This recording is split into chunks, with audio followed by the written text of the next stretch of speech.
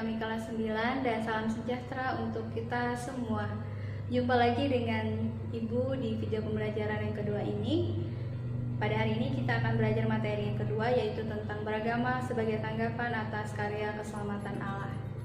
Baiklah anak-anak yang terkasih, sekarang kita akan melihat pengertian agama menurut Kamus Besar Bahasa Indonesia dan menurut Dr. Frans Dahler.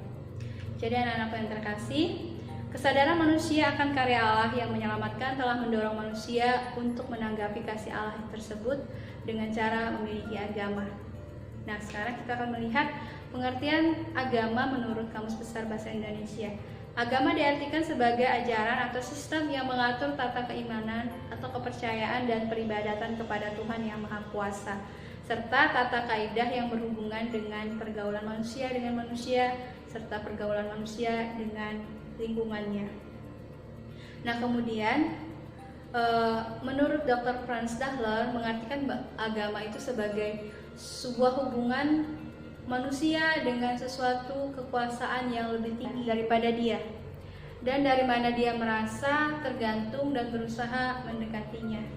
Jadi ini pengertian agama menurut Kamus Besar Bahasa Indonesia dan juga menurut Dr. Frans Dahler. Jadi ibu harap kalian bisa memahaminya dengan baik ya.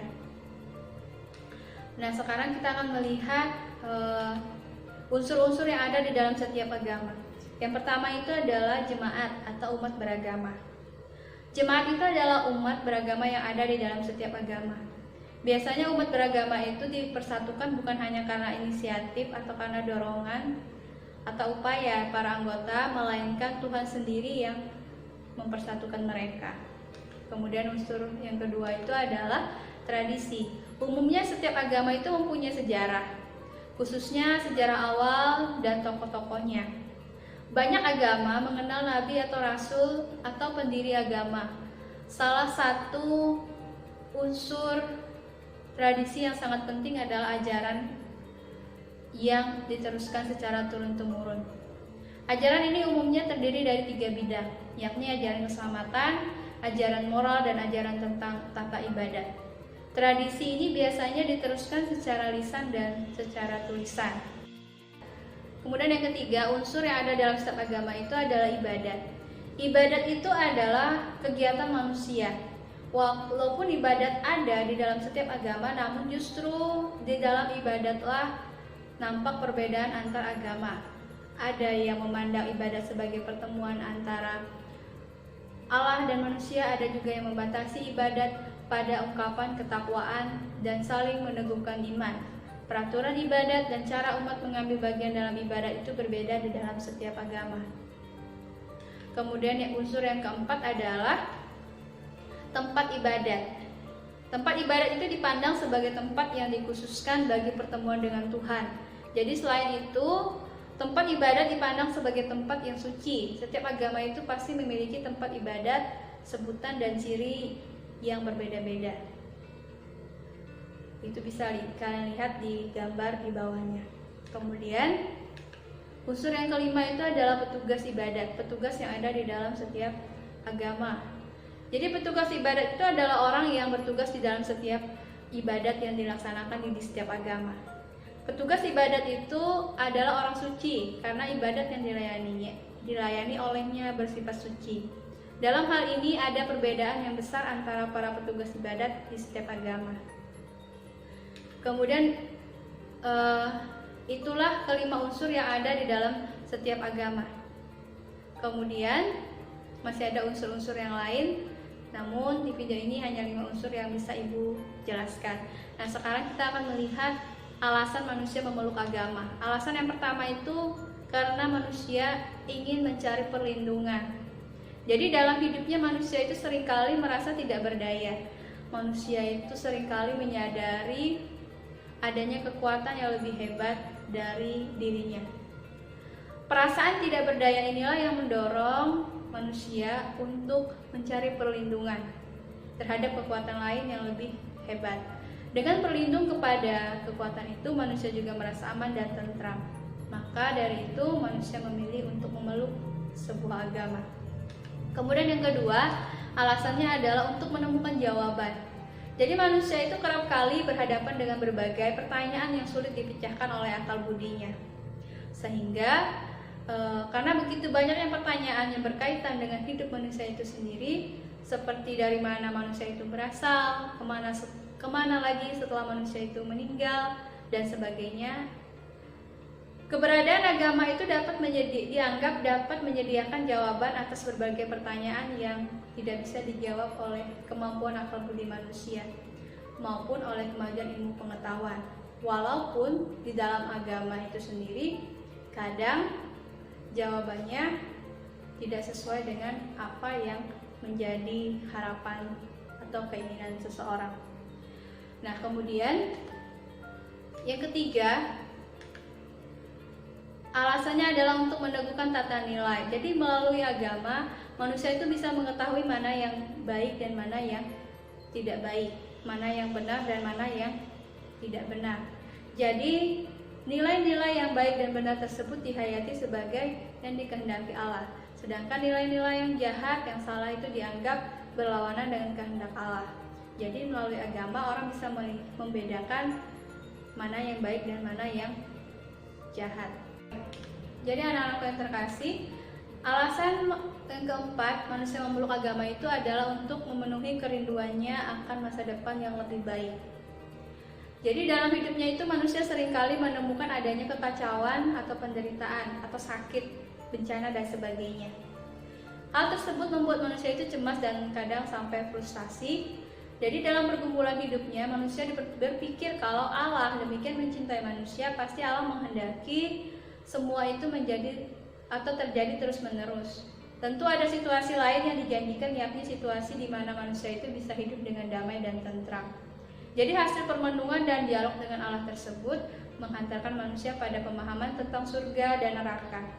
Jadi akhirnya konsep tentang surga dijadikan sebagai harapan masa depan dan neraka sebagai sesuatu yang harus dihindari dan dijauhi oleh manusia. Seperti yang nampak di dalam gambar di bawahnya. Jadi ini adalah alasan-alasan manusia memeluk agama. Kemudian ada alasan lainnya, seperti misalnya saya memeluk agama ini karena ikut orang tua saya dan sebagainya lagi. Kemudian kita akan melihat di sini hidup beragama yang baik dan benar menurut Yesus berdasarkan Matius bab 5 ayat 17 sampai 48. Itu bisa kalian baca sendiri di rumah ya. Nah, hidup seperti apa? Yesus mengajarkan kepada kita supaya tidak bersikap fanatik dalam beragama. Fanatik itu artinya menganggap bahwa agamanya yang paling baik, sementara agama yang lain itu tidak baik. Itu tidak boleh. Nah, apabila kita benar-benar mendalami ajaran agama, kita tidak akan berpikiran yang atau punya pemahaman yang dangkal terhadap agama kita sendiri. Jadi, kita tidak boleh setengah-setengah dalam memahami agama yang sudah kita anut, supaya kita bisa mengamalkan ajaran itu secara baik dan benar kepada siapapun yang kita jumpai. Nah, kemudian menurut Lukas bab 18 ayat 9 sampai 14, hidup beragama yang baik dan benar itu adalah seperti yang dicontohkan oleh seorang pemungut cukai. Di sini Yesus membandingkan orang Farisi, para pemuka agama dan ahli Taurat. Itu adalah orang-orang yang merasa bahwa hidup keagamannya lebih baik dibandingkan orang lain. Jadi Yesus menganggap itu bukan sikap yang baik di dalam beragama. Yesus malah memuji pemungut cukai karena ia bersikap rendah hati di hadapan Allah, kendati pun dipandang sebagai orang yang berdosa. Kemudian kita akan melihat hal-hal baik yang diperoleh jika manusia itu menghayati hidup beragama dengan baik dan benar. Yang pertama yang bisa kita dapatkan, mereka yang sudah menjalankan agamanya dengan baik dan benar dapat merasakan dalam hidupnya dan dalam masyarakat adanya kedamaian, kasih, persaudaraan di sekelilingnya.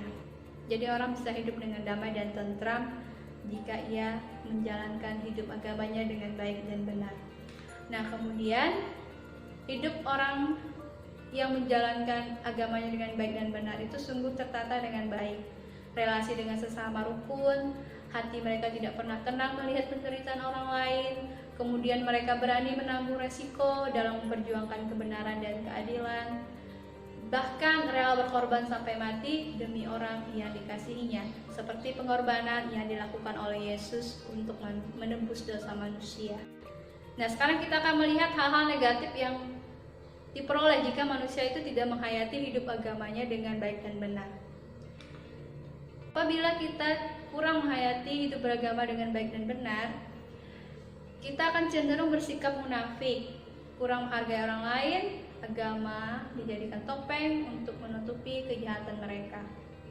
Kemudian mereka kurang bisa bersyukur dengan apa yang dimiliki, cenderung iri dengan keberhasilan orang lain, cepat emosi dan suka menyombongkan diri, dan masih banyak alasan hal-hal negatif lainnya yang akan menimpa seseorang jika dia menjalankan hidup agamanya tidak dengan baik dan benar. Jadi kita harus bisa menghindari hal-hal yang jahat dan harus bisa melakukan hal-hal yang baik. Jadi kesimpulan untuk pelajaran hari ini adalah hidup beragama yang benar harus didasarkan pada keyakinan bahwa Allah telah mencintai manusia, Dialah sumber cinta, penyelenggara kehidupan, sehingga hidup beragama hendaknya mengarah pada hubungan yang semakin erat dan mendalam dengan Allah. Jadi kita harus punya relasi yang baik dengan Allah dan juga dengan sesama manusia. Kemudian, anak-anakku yang terkasih, hubungan yang semakin dekat dan mendalam dengan Allah itu dapat dilaksanakan melalui praktik-praktik pelaksanaan ibadat agama yang dianut dan penghayatan ajaran agama dalam kehidupan sehari-hari, atau melalui tingkah laku dan perbuatan kita di dalam kehidupan kita sehari-hari. Nah, sekarang tiba pada sesi terakhir di video ini, yaitu tugas di rumah. Silakan nanti anak-anak kerjakan soal-soal yang ada di LKS Agama Katolik untuk kelas 9 yang terdiri dari bagian pertama halaman 13. Ada lembar pengamatan sosial, di situ ada tabel. Silakan nanti anak-anak kerjakan itu dengan sungguh-sungguh ya. Silakan diisi tabel-tabelnya dengan jawaban yang baik dan benar. Kemudian halaman 14, 15, dan 16 itu ada 3 bagian yang harus kalian kerjakan. Bagian pertama itu terdiri dari 10 pilihan ganda. Kemudian bagian kedua terdiri dari 10 soal isian. Bagian ketiga terdiri dari 5 soal esai. Silakan soal-soal ini dikerjakan dengan sungguh-sungguh di rumah. Dan Ibu harap soal-soal ini bisa membantu kalian lebih memahami pelajaran yang Ibu sampaikan secara singkat pada video hari ini. Jadi anak-anak yang terkasih, cukup sekian dari Ibu. Selamat menonton, selamat belajar, tetap jaga kesehatan, tetap semangat. Tuhan Yesus memberkati.